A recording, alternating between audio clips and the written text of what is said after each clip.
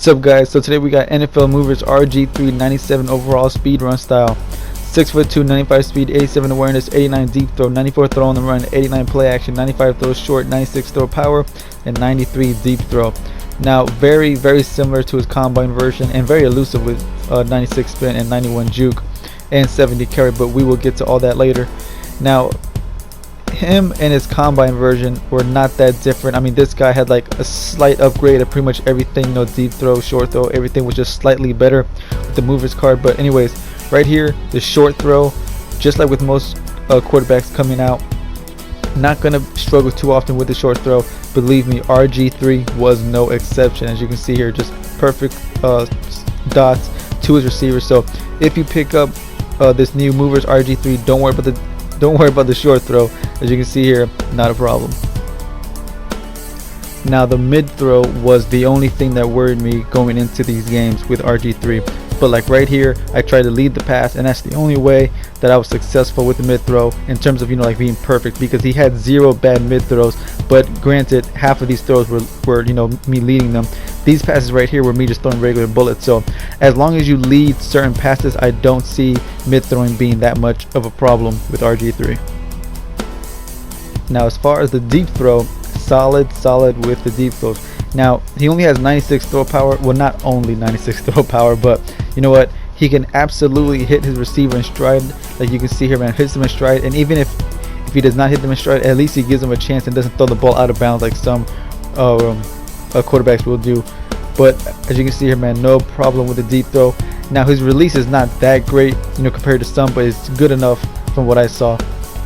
And if you're curious about how far he can throw it, look where he's standing right now, at the 12-yard line, right? 12-yard line, and the ball ends up landing at like the 20-yard line of my opponent's side. That's like from 20 to 20, you know what I'm saying? So deep throw, no problem. Now throwing on the run was really the only area of his game where he seemed to struggle from time to time. Now these were some of the good plays. As you can see, some of these passes are just beautiful dots, but then again, you know, the other half were stuff like this, you know, completely underthrown. And even though I caught that pass, but still, you know, that should have been a user pick, but the guy pulled back at the last second.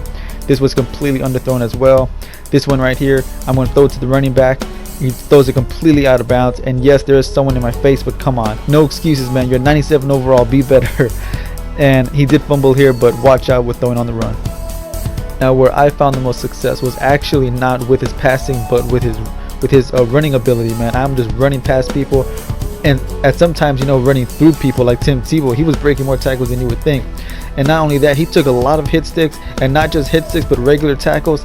And you know, there were just so many more scrambling plays of him taking hits, you know, getting tackled and not fumbling.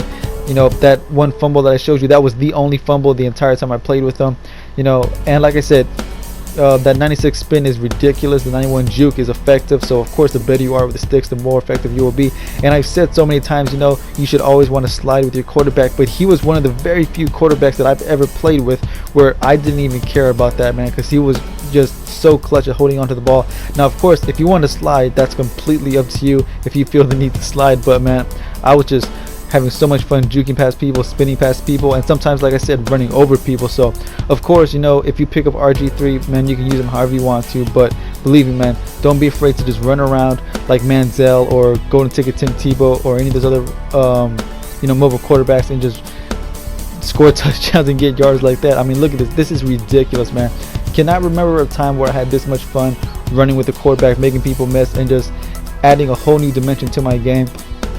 Now of course, I don't think he's that much different than his combine version, but there was just something about this card, I don't know what it was, that just made it so much fun. So if you pick him up and you're good with the sticks, be prepared to do stuff like this, juking past people, spinning past people, taking off, and just watching your opponents dive at your feet as you score touchdowns. Anyways, guys, that's gonna wrap up this review. My final thoughts. So I think he's worth 100,000. I feel like maybe he's worth 70 to 80,000, and I'm sure in the next coming days his price will drop, especially with the new John Elway card coming out tomorrow. So I don't think he's a top 5 quarterback because of how much he struggled with throwing on the run and having to help him with the mid throws. But you know what, man, he may not be a top 5 quarterback, but he just might be a top 10 quarterback because of how much fun he was to play with. And right here, compared to his combine version, only a slight upgrade. But you know what, man, if you don't want to spend the 100K on him, you could always spend like the 50K, I believe the combine goes for. But anyways, guys, that's gonna wrap this up. Like I said, on defense, my next review is going to be Lawyer Malloy. In offense, I've decided to do the NFL Movers Mike Wallace. Don't forget to like, comment, subscribe, and I'll see our boys later. Peace.